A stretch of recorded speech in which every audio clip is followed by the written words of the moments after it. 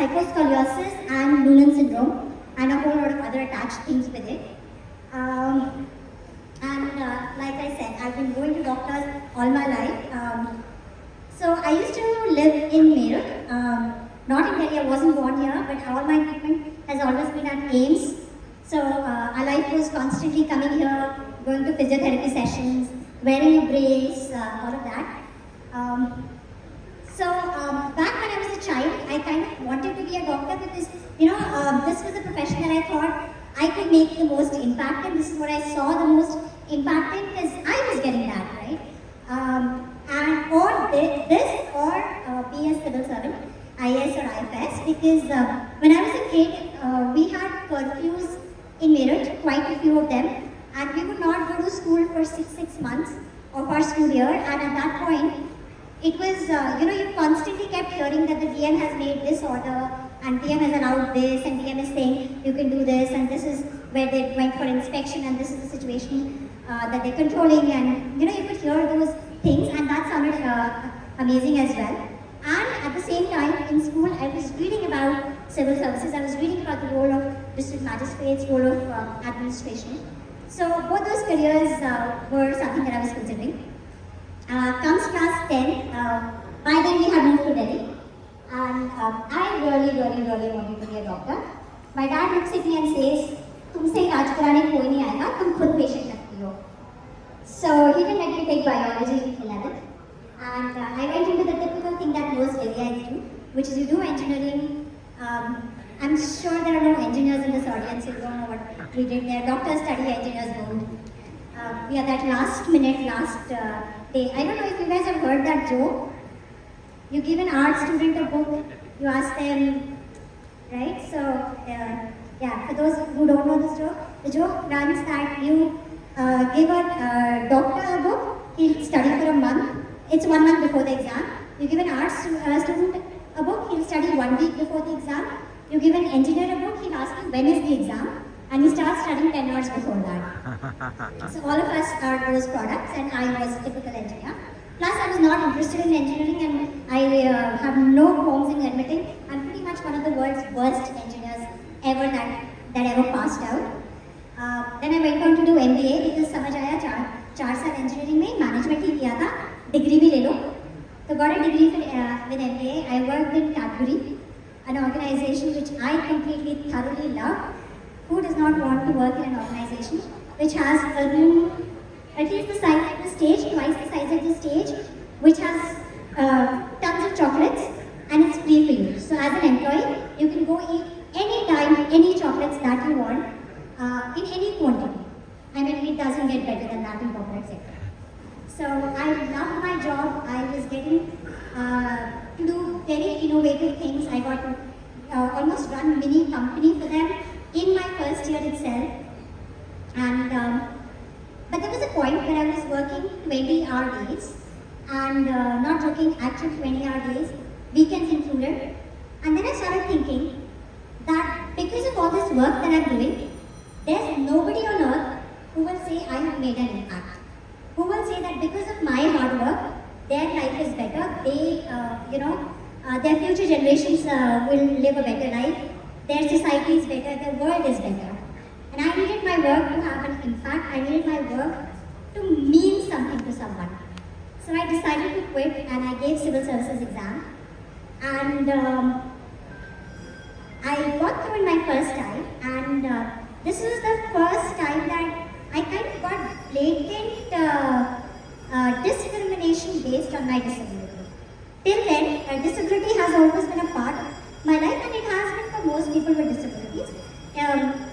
You sort of kind of adjust to grow with it, you learn to move on with life, and I'm very thankful to all my doctors, I must say. They never put my parents down in that mentality that, okay, your child is a waste and your child can't do anything.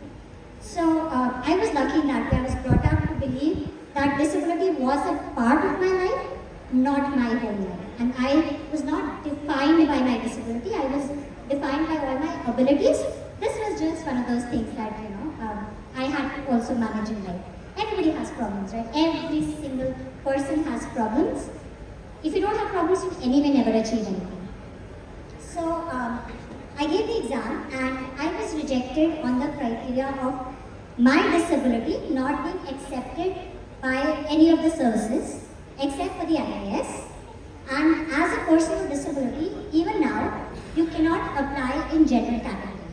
So you will never be selected as a general category rank if you have a disability, because the medical criteria for general is so strict that as a person with disability, you will not qualify that. So as a person with disability, your seats are extremely limited. For every other category of reservation, you can get in with those seats, because if you get marks for general, you can get in that. But only for disability, you cannot get in as a general candidate ever. And so in my first attempt, UPSC releases this list which says what are your which is a rank list. Now, Department of Personnel and Training, DOPT, they give you a service basis your rank, and they have two criteria for people with disabilities. One is what is your disability, which is limb-based disability, so arms, legs, hands, feet, those kind of things for orthopedic cases. And the other is what is your functional ability, which is can you read, can you write, can you stand, can you walk, can you push, pull, those kind of activities that you can do. So for me, the strange thing is, the ability criteria, I fit that in for almost all the services. But I don't fulfill the disability criteria for any service except for the IAS. So what is happening is, there is no connection between the two. There is no connection which says that because you will have this disability, you will automatically have, not have that ability, and hence you should not be in the service. That is not the rule. Somebody one day sat and decided, I like this disability, I like this disability, I like this one, and they have just done that randomly. No doctors were involved, no medical practitioners gave their opinions, nobody did an evaluation of really what is required for those jobs. And that's the case till now across the country, where every single person with disability has to go through that extra effort of fitting into both the criteria, and if you don't fit into any one of them, you're out. For me, that didn't happen once. I cleared this exam 3 times. Every single time I was rejected from my third choice service, which was the IRS, because police services I'm anyway not eligible, so AS, IAS, IFS, and then IRS, and I was rejected every single time because my disability was not liked by them. And when I gave my first attempt, I had quit my corporate career to get into either the IAS or the IFS, and I knew my rank isn't good enough for that, so I need to apply again, and I started preparing. While I was preparing, I started getting phone calls from other candidates saying, do you know what happened to me? And I didn't know something had happened to me. I didn't even know that, that I'd been rejected. I knew nothing. I was on my own merry way of applying, because I wasn't thinking that the government, whose mandate it is to accept you, to provide equality, our constitution literally says that the government has to ensure equality amongst people, right? Now, equality of opportunity. And so I never expected that this would happen to me in the government, whereas it hadn't happened to me in the private sector. There I had a very high paying career, and I was amongst the top performers in the company. I was getting awards, I was getting the highest increments. But this happened to me at this point, and I did not know something had happened when those phone calls came. And those were phone calls by other candidates, I later found out, who had also had the same thing happen to them, who were also being rejected basis their disability and not their abilities. It makes sense if you are rejected basis, you cannot do something. But if you're rejected basis the fact that I don't like you, that's not done. So I decided to fight it in court. I decided that I will give this, because see, I had come into the system to make a difference. And I thought at that point, maybe I need to start making a difference from this. This is what my difference has to be. I don't get to choose where I make a difference, and that was why I came in, because I wanted to just make a difference somewhere. And I thought maybe this is where I'm supposed to do it. So I filed a court case. It went on for 3 years. Actually not 3 years, the whole process of filing and getting the documents and everything, and judgment, all of that took 3 years. In the meantime, I got these 3 attempts, and I had been again rejected in each of these 3 attempts. You've all given NET, I assume, NET, right? So you would know how insane it is to keep giving that that same thing again and kept getting the same result. So for me, I got exactly the same result every single time, eligible for the same services every time, as per my rank, and every time rejected. So then I went to court, I got my judgment, and I'm very happily thinking, oh my god, this is over. And I say this to a lot of audiences that if you really want to mess with someone and if you want to really destroy their lives, tell them they're very smart and make them give civil services exam. It is the best way to destroy lives. You put someone in their 20s inside a locked room, you make them study continuously for the same thing, constantly without knowing if there is going to be an end result. It's an emotional, physical, mental, financial trauma that happens, and it is self-inflicted. Because you decide you want to do this, you've already done your graduation, you probably had a very, very good career path, but you decided to do this to yourself in your 20s, and every single person that you knew is now married and has a nice job and is, going on with their lives, and you are locked inside one room trying to do the same thing constantly. So it's the best way to destroy lives. So after 3 attempts, I was sort of done that I am never doing this again. But as things work out, I get the judgment, I wait for them to call me. They don't call me. No, nothing happens, and I wish you all the best if you ever have to deal with government. I know how miserable we are. So I keep, waiting for them to tell me that, okay, you can come join, but they don't. Then one day I call them up, and they say, "Acha, aapka judgment aa gaya tha? Okay, send us the documents." I send them the documents, again there is a silence for 2 months. By this time I'm thinking, are they planning to file an appeal? Is this going to go to High Court and Supreme Court, and am I going to get this job when I retire? So, and I had quit my job to do this. So I decided to give this one more time. And I very reluctantly gave my final attempt. By the time the mains exam gets over, I get a letter saying that come join.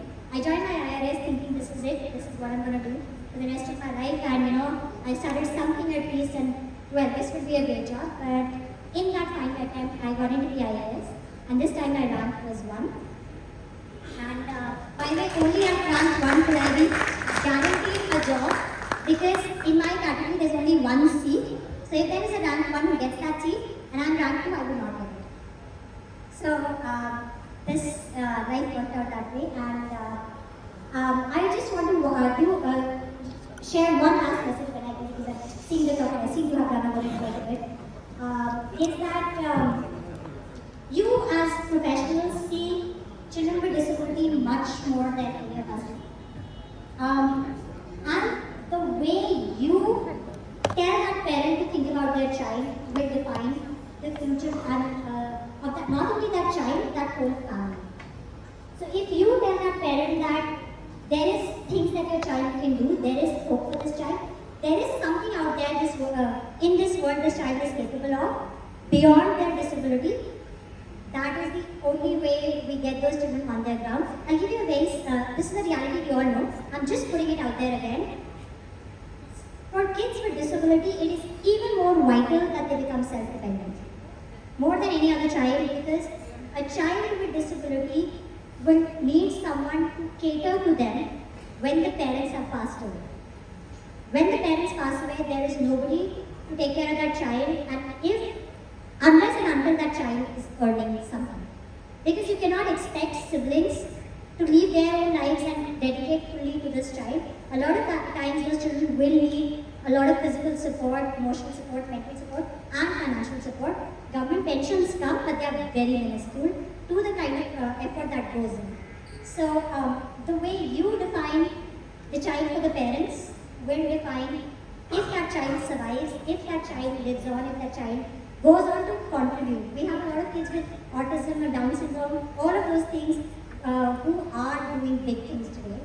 And I also used to run a home. I was posted in the Social Welfare Department of Delhi, wherein our seating, our capacity of the home was 540, and we have 990 or some candidates living in that home.